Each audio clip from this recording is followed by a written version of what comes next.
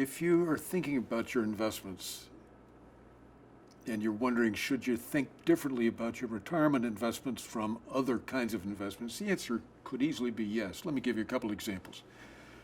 If you know that your daughter is going to have a wedding and it's going to be a big wedding, and you've set aside some money for that wedding, that money should not be in the stock market. Shouldn't even be in the bond market. It should be in the bank.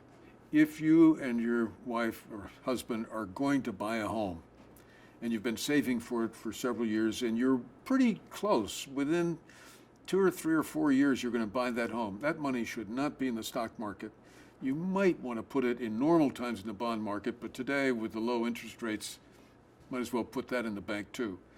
So you got a 15-year-old daughter, and she's bright and engaging, and she wants to go to college, and you're thrilled, and she might actually go on to graduate school because she's that kind of a person. You probably ought to be thinking about that very differently than you would think about your retirement, because the time between now and when you're going to need that money is 7 years, 8 years, 9 years, maybe 10 years. That's enough so that you might have some of it in the stock market, some of it in the bond market, but you want to be pretty careful.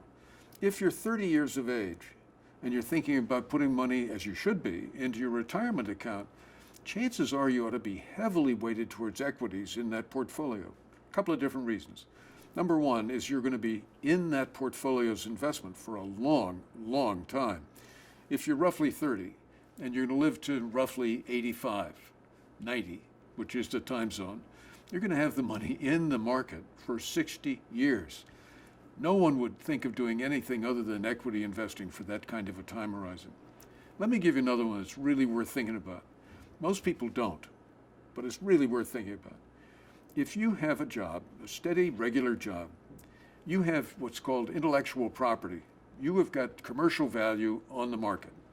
And you know that you could move across the country and get another job at pretty much the same level that your present compensation. So you can capitalize that salaried income by multiplying it. Today you might multiply it by 20. And say, okay, we're an asset rather than a stream of earnings. It would be 20 times my earnings. So let's assume for a minute that you are earning $100,000.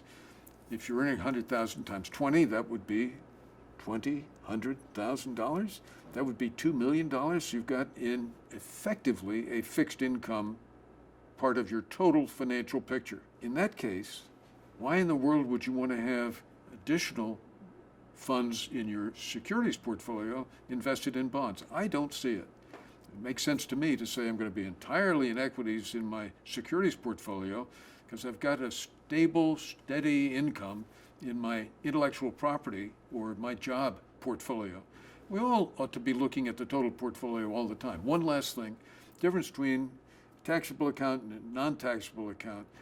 If you have an interest in owning fixed income, you should have the fixed income portion in the tax exempt or tax free or tax sheltered portfolio, not in your taxable account.